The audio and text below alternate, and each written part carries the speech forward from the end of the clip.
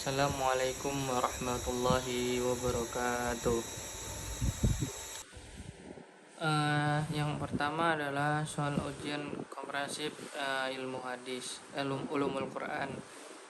Kata Al-Quran itu dari kata qara'a yang berarti membaca dan mengumpulkan secara istilah, dan secara istilah adalah Al-Quran adalah firman Allah yang turunkan kepada Nabi Muhammad Shallallahu Alaihi Wasallam.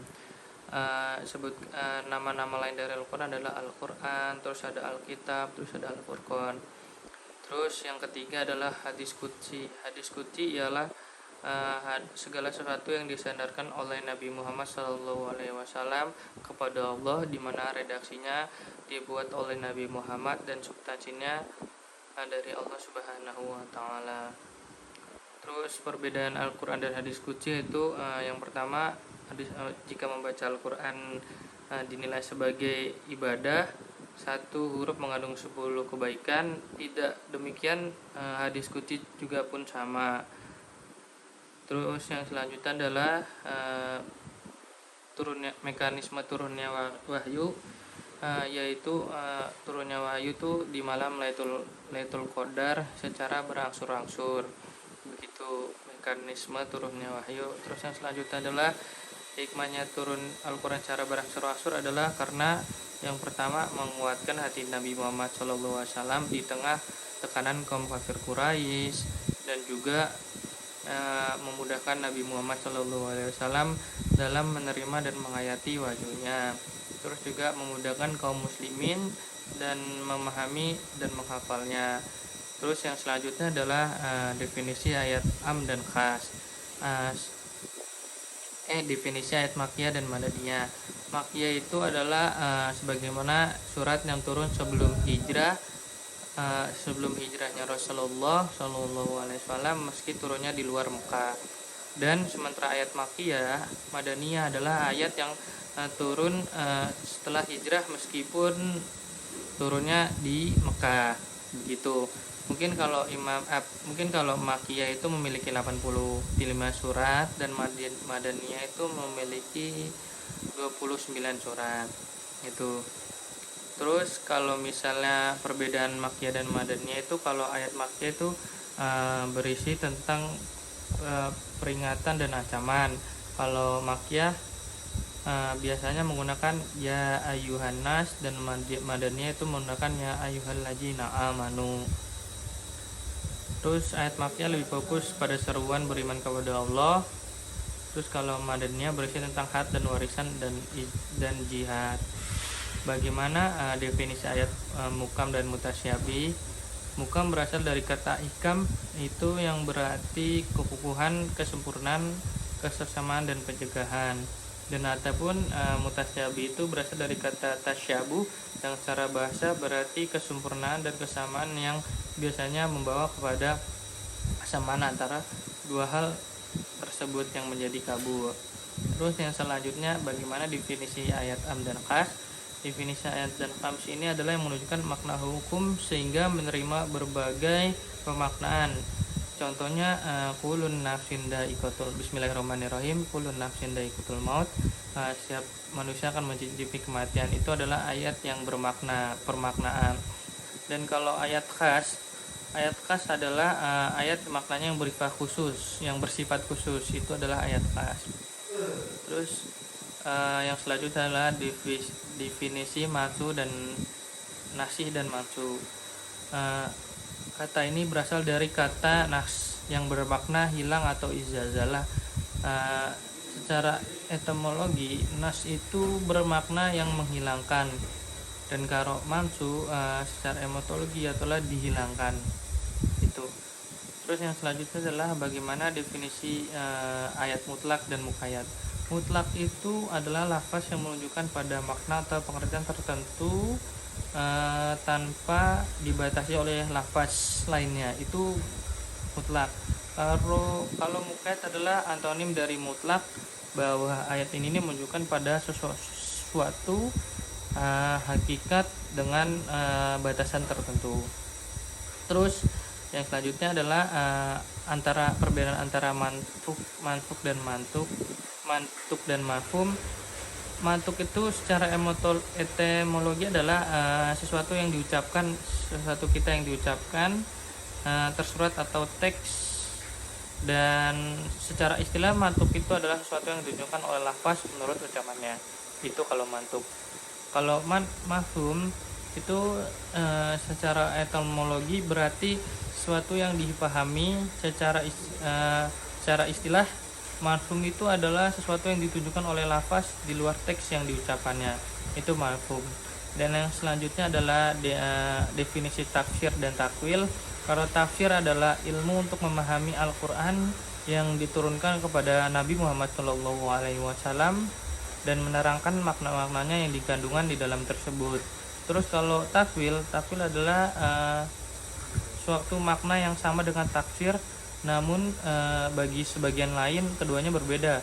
Jika tafsir itu lebih fokus pada upaya menjelaskan makna sebuah teks, maka takwil itu lebih fokus pada pengungkapan hakikat sebuah makna teks. Begitu.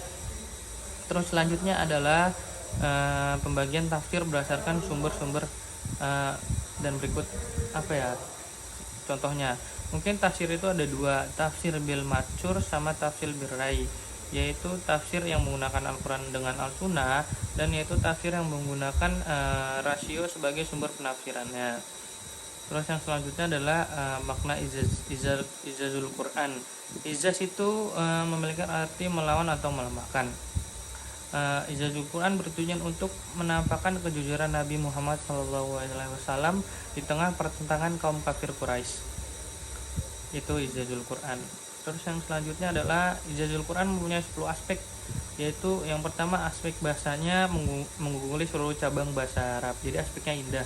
Terus aspek bahasanya yang mengungguli keindahan bahasa Arab. Terus aspek ekstensinya yang tak tertandingi, aspek hukumnya yang universal dan manusia, dan aspek pengetahuan yang dikandungnya. Terus aspek pengaruh terhadap kalbu manusia. Terus aspek kebenaran atau janji-janjinya, baik berupa rahmat atau ancaman.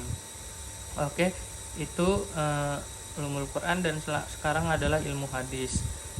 Hadis itu apa sih? Hadis adalah sebuah narasi singkat yang mempunyai tujuan untuk memberikan informasi tentang apa yang dikatakan oleh Nabi Muhammad SAW. Dan sunnah itu adalah segala perilaku atau perbuatan yang mendapatkan pahala jika dikerjakan dan tidak mendapatkan jika tidak ditinggalkan. Terus yang selanjutnya hadis sama sunnah itu sama, baik digunakan untuk segala sesuatu yang diwariskan oleh Rasul. Dan selanjutnya adalah khobar itu menurut lama adalah hadis dari hadis sinonim dengan hadis. Keduanya digunakan untuk menyebut yang marfu, mauquf, dan marfu. Itu khobar dan asar disebut secara mutlak berarti apa? Berarti segala sesuatu yang disandarkan kepada Nabi, sahabat, dan tabi'in. Terus yang selanjutnya adalah ilmu hadis riwayah dan ilmu hadis dirayah. Ilmu hadis riwayah adalah ilmu pengetahuan tentang perkataan, perbuatan, dan keadaan sifat Rasulullah SAW, tentang tentang transformasi hadis Nabi secara detail. Kalau ilmu hadis dirayah ialah ilmu pengetahuan tentang keadaan sanad dan matan, atau ilmu yang mengatur tentang keadaan perawi dan perawian hadis lainnya. Selanjutnya adalah sunnah itu ada 3, yaitu qauliyah, fi'liyah, dan dariyah. Kalau qauliyah adalah ucapan Nabi, kalau fi'liyah adalah perbuatan Nabi atau seperti wudu, itu fi'liyah.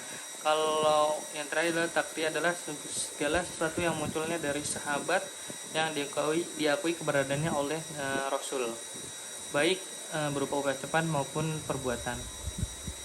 Terus yang selanjutnya adalah hadis. Hadis adalah sumber hukum atau ajaran kedua setelah Al-Quran, itulah hadis. Apa sih kita mempelajari ilmu mustalah hadis? Mustalah hadis adalah dengan mengetahui ilmu hadis ini kita dapat mengetahui hadis yang makbul itu dapat diterima, dan yang mardud ditolak atau tidak diterima.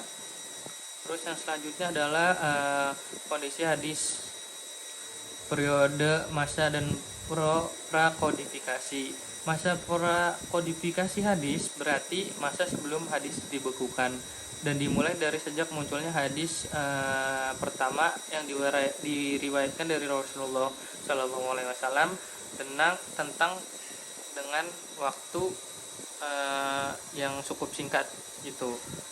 Dari sini kita dapat menginformasikan, dapat tahu bahwa pada masa prakodifikasi sebagian besar hadis itu telah ditransmisikan melalui lisan dan hafalan, namun hal ini sama sekali tidak mengurangi tingkat keautentikan hadis-hadis tersebut.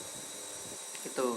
Terus yang selanjutnya adalah kapan terjadinya kodifikasi hadis? Kodifikasi hadis terjadi pada akhir pertama abad Hijriyah, tahun 99 Hijriah, yaitu masa tabi'in atau perintahan Khalifah Umar bin Abdul Aziz terhadap Muhammad bin Muslim bin Ubaidillah bin Abdullah bin Syihab Az-Zahiri. Itu. Terus yang selanjutnya adalah perbedaan hadis sahih, hadis hasan, dan hadis dhaif. Hadis sahih adalah hadis yang mutasil, yang bersambung sanadnya, yang diriwayatkan oleh orang adil dan dobit, sempurna dan sama, itu hadis sahih. Kalau hadis hasan ialah hadis yang berhubungan atau bersambungan sanad dari permulaan hingga akhir dari riwayat-riwayat tersebut bersifat seperti hadis sahih. Kalau hadis dhaif adalah hadis yang tidak memenuhi kriteria hadis sahih dan hasan atau karena sebagian perawi mempunyai cacat atau ilat.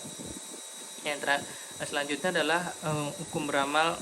Bagaimana hukum beramal dengan hadis dhaif? Hukumnya adalah karena maudhu, tidak dapat tolerir atau juga yang bisa ditutupi oleh kedhaifannya karena ada faktor yang lainnya. Karena ini diperbolehkan mengamalnya baik dalam penetapan hukum-hukum akidah lainnya. Terus yang selanjutnya adalah apa yang disebut dengan kitab. Kitab itu adalah As-Shahin, An-Mutfaq, As-Sunnah, Kutub As-Sittah. Terus yang selanjutnya adalah beberapa cabang ilmu hadis, itu adalah ilmu rijal al-hadis, ilmu tabaqat riwayah at-ruwah, terus ada juga ilmu tarikh rijal al-hadis, ilmu jarh wa ta'dil. Terus itu berpangkal pada suatu matan yang ilmu ashaban nuzul, ilmu tawaril mutun, ilmu nasih wal mansuh. Itu. Untuk yang selanjutnya adalah sanad dan matan. Kalau sanad adalah suatu sandaran atau tempat bersandar suatu hadis. Kalau matan adalah teks hadis atau lafal hadis yang mempunyai maksud atau makna. Terus yang selanjutnya adalah ada hadis marfu, mauquf, dan maqtu.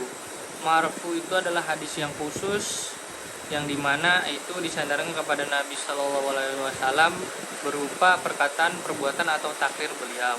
Itu hadis marfu. Terus kalau hadis mauquf ialah berita yang hanya disandarkan sampai kepada sahabat Nabi, baik yang disandarkan itu perkataan ataupun perbuatan, baik sanadnya bersambung maupun terputus. Terus yang terakhir adalah hadis mauqtu, ialah perkataan atau perbuatan bahwa ia yang berasal dari seorang tabi'in serta mauquf padanya, baik sanadnya bersambung maupun tidak. Mungkin sekian dari saya. Bila ada kata yang salah mohon dimaafkan. Wabillahi taufiq wal hidayah. Wassalamualaikum warahmatullahi wabarakatuh. Kurang lebihnya dari saya mohon maaf. Wabillahi taufiq wal hidayah. Wassalamualaikum warahmatullahi wabarakatuh.